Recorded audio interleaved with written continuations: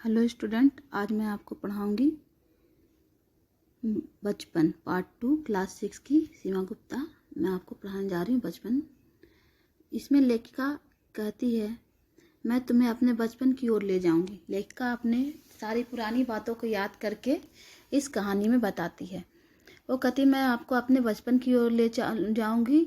मैं उम्र में तुमसे बड़ी भी हो सकती हूँ, इतनी बड़ी हो सकती है कि तुम्हारी नानी भी लग सकती हूँ, बुआ भी लग सकती हूँ, मौसी भी लग सकती हूँ। या परिवार में, और उनके परिवार में उन्हें लोग जीजी कहकर बुलाते थे। जीजी का मतलब होता है बड़ी बहन। तो पहले वो लेखिका बताते कि पिछली शताब्दी में जब ये पैदा हुई थी तो वो कहती है कि मैं रंग बिरंगे कपड़े पहनती थी, नीली, जामुनी, ग्रे, काला, चॉकलेटी। अब मन में कुछ ऐसा करता है कि सफ़ेद पहनो। पहले ये नीली, चॉकलेटी, ग्रे कलर के कपड़े पहनती थी, अब इन्हें सफ़ेद पहनने का मन करता है। जैसे जैसे बड़ी हुई अपने आप को रंगों से दूर करती गई। पहले फ्रॉक, फिर निकर, वॉकर, स्कर्ट, लहंगे, घाघरे और चूड़ीदार घेरदार कुर्ते। पहले वो फ्रॉक, निकर, वॉकर वगैरह पहनती थी, लेकिन अब वह चूड़ीदार घेरदार कुर्ते पहनती हैं। बचपन के कुछ फ्रॉक तो उन्हें अब भी याद है। हल्की सी नीली पीली धारी वाली फ्रॉक जो गोल कॉलर होती थी और बाजू पर गोल कप वाली बाजू होती थी। एक हल्के गुलाबी रंग का बारीक चुन्नटों वाला घेरदार फ्रॉक, नीचे गुलाबी रंग की फ्रिल लगी हुई होती थी। फ्रिल यानी नीचे से लटकन टाइप की बनी होती है। लेमन कलर का बड़े प्लेटों वाला गर्म फ्रॉक जिसके नीचे फर टकी थी। दो ट्यूनिक भी याद है, एक चॉकलेट रंग का और एक अंदर की कोटी प्याजी। कोटी मतलब जो ऊपर से पहना जाता है। दूसरे ग्रे और उनके साथ सफ़ेद कोटी। अब मुझे अपने मोजे और स्कर्टिंग भी याद है। मोजे और जूते, वो बचपन में हमें अपने मोजे और जूते उनको जो है खुद ही धोना होता था।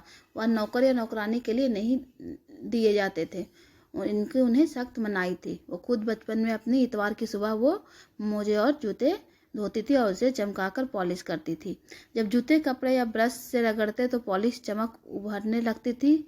सरवर, मुझे आज भी बूट पॉलिश करना अच्छा लगता है। लेखिका कहती है कि आज भी मुझे बूट पॉलिश करना अच्छा लगता है। हालांकि अब नई नई किस्म की शू आ चुकी है। कहना होगा कि ये पहले से कहीं ज़्यादा आरामदेह हैं। हमें नए जूते मिलते उसके साथ ही छाले का इलाज शुरू हो जाता। पहले इतनी आरामदेह जूते नहीं मिलती थी। उन्हें जब ज़्यादा दूर चलना पड़ता था तो उनके पैरों में छाले पड़ जाती थी। नए जूतों के साथ उनका छालों का भी इलाज चलना स्टार्ट हो जाता था। हर शनिचर मतलब सैटरडे को कहा जाता है, शनिचर को हम ऑलिव ऑयल कैस्टर ऑयल पीना पड़ता था ताकि उनका पेट जो है वो साफ रह सके। और शनिचर की सुबह से ही नाक में इनको गंध आने लगती थी। छोटी सी शीशे के गिलास जिस पर ठीक खुराक के निशान लगे हुए रहते थे, उन्हें देखते हुए उसे मितली होने लगती थी। मितली मतलब जो उल्टी के पहले होती थी, वॉमिटिंग जैसा फील होने लगता था। मुझे आज भी लगता है कि अगर हम ना पीते तो भी शनिवारी दवा को कुछ ज़्यादा बिगड़ने वाला नहीं था, सेहत ठीक ही रहता था। ये कहती है कि अगर हम वो दवाई को ना पीते तब भी हम ठीक ही रहते। तो मैं बताऊंगी कि हमारे समय और तुम्हारे समय कितनी दूरी हो चुकी है, यहाँ तक कि बचपन की दिलचस्पियाँ भी बदल गई है। ये कहना चाहती हैं कि अब भी बताऊंगी मैं कि तुम्हारे समय और हमारे समय में कितना बदलाव आ चुका है। बचपन की जो दिलचस्पियाँ होती हैं वो भी बदल चुकी है। यानी इनका कहने का मतलब है कि पहले जो लड़के थे वो कबड्डी वगैरह खेल लेते थे, लेकिन अब क्या होता है कि पबजी, फ्री फायर इसमें बिजी होते हैं। लड़कियां मोबाइल में देखने में बिजी होती हैं, कुछ नाटक वगैरह। और ये जो थी पहले कुछ और ही गेम खेलती थी। याद रहे उन दिनों कुछ घरों में ग्रामोफोन थे, रेडियो, टेलीविज़न नहीं थे। हमारे बचपन में की कुल्फ़ी आइसक्रीम हो गई थी, कचौड़ी समोसा में बदल गया था, पैटीज जो है कचौड़ी समोसा पैटीज में बदल गया और शहतूत और फल से जो है खसखस के शरबत और कोक पेप्सी में बदल गए थे। उन दिनों कोक नहीं, लेमनेड, बिमटो मिलती थी। शिमला और नई दिल्ली में बड़े हुए बच्चे को वेगर्स और डेविको रेस्टोरेंट की चॉकलेट और पेस्ट्री मज़ा देने वाली होती थी। हम भाई बहनों की ड्यूटी लगती शिमला मॉल से ब्राउन ब्रेड लाने की। हमारा घर मॉल से ज़्यादा दूर नहीं था। एक छोटी सी चढ़ाई और गिरजा मैदान पहुंच जाते। वहां से एक उतरते और मॉल पर कन्फेक्शनरी काउंटर पर तरह तरह की पेस्ट्री और चॉकलेट की खुशबू मनवानी लगती थी। जब वो उनका घर जो था वो मतलब कि ये कन्वेंसी से ज़्यादा दूर नहीं होता था, एक चढ़ाई चढ़ते और उतर कर उन्हें उस मॉल पे पहुंच जाता है। हमें हफ्ते में एक बार चॉकलेट खरीदने की छूट थी। सबसे ज़्यादा मेरे पास ही चॉकलेट और टॉफ़ियाँ का स्टॉक रहता था, क्योंकि मैं चॉकलेट लेकर खड़े खड़े कभी नहीं खाती थी। मैं घर लौटकर साइड बोर्ड पर रख देती और रात के खाने के बाद बिस्तर पर लेटकर मज़े लेकर खाती थी। शिमला के काफल भी बहुत याद आते हैं, खट्टे मीठे, कुछ एकदम लाल, कुछ गुलाबी, कुछ रसभरी। कश्मल सोचकर ही मुंह में पानी भर आए। चेस्टनट और गजब की चीज, आग पर भुने जाने वाले और फिर उसके छिलके उतारकर मुंह में। और एक चेस्टनट फल था जिसको आग पर भुना जाता था और छिलका उतारकर खाया जाता था। चना जोर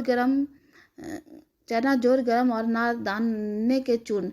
चना जोर गरम की पुड़िया जो तब भी कमाल है, नीचे तिरछी से लिपटी हुई, ऊपर से इतनी चौड़ी कि चने आसानी से हथेली पर पहुंच जाए। जैसे कि चने वाले नीचे से पतली बनाती है और ऊपर से मुंह खुला होता है ताकि उसमें चने चले जाए।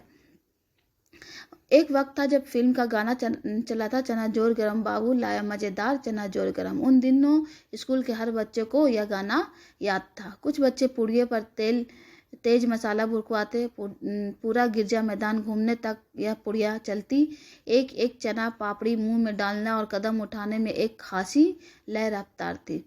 छुटपन में हमने शिमला रिज पर कुछ मजे किए, घोड़ों की सवारी की। शिमला के हर बच्चे कभी न कभी यह मौका मिल ही जाता था। हर बच्चे मतलब घोड़े की सवारी कर ही लेते थे। हम जाने क्यों घोड़ों को कुछ कमतर करके समझते, उस पर हंसते थे। ननिहाल के घोड़े खूब हिष्ट पुष्ट और खूबसूरत, उनकी बात। फिर भी कभी शाम को रंग बिरंगे गुब्बारे, सामने जाखू का पहाड़, ऊंचा चर्च की घाटियां बजती तो दूर दूर तक उनकी गूंज फैल जाती। लगता इसके संगीत से प्रभु यीशु स्वयं कुछ कह रहे हैं। सामने आकाश पर सूर्यास्त हो जाता और गुलाबी सुनहरी धारियां नीले आसमान पर फैल रही है।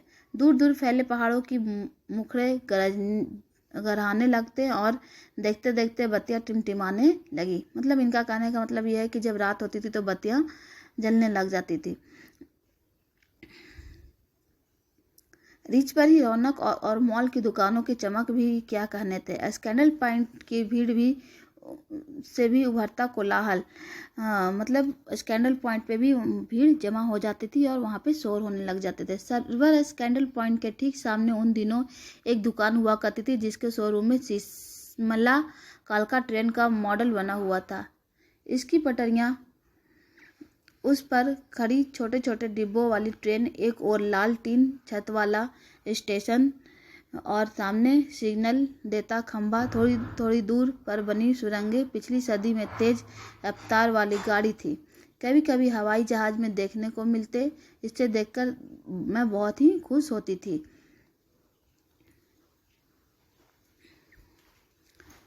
पंख फैलाकर यह देखो और वह गायब। उसकी स्पीड इतनी तेज लगती थी गाड़ी के मॉडल वाली दुकान के साथ। और ऐसी दुकान थी जो मुझे कभी नहीं भूलती। वह दुकान थी जहां मेरा पहला चश्मा बना था। वहां आंखों का डॉक्टर अंग्रेज थे। शुरू शुरू में चश्मा लगाना बड़ा अटपटा लगा। मेरे छोटे बड़े मेरे मेरे चेहरे की ओर देखते और कहते, आंखों में कुछ तकलीफ है, इस उम्र में ऐनक, दूध पिया करो। मैं डॉक्टर साहब से कहा तो दोहरा देती, कुछ देर पहनोगी तो ऐनक उतर जाएगी। वैसे डॉक्टर साहब ने पूरा आश्वासन दिया था कि चश्मा तो अब तक नहीं उतरा, नंबर बस कम होता ही रहा। मैं अपने आप इसकी जिम्मेदार हूँ। जब आप दिन की रोशनी को छोड़कर रात के टेबल लैंप के सामने काम करोगे तो इसके अलावा और क्या होगा। मतलब यहाँ पे लेखिका कहना चाहती हैं कि आप दिन में पढ़ा करो, ना कि टेबल लाइट की रोशनी में।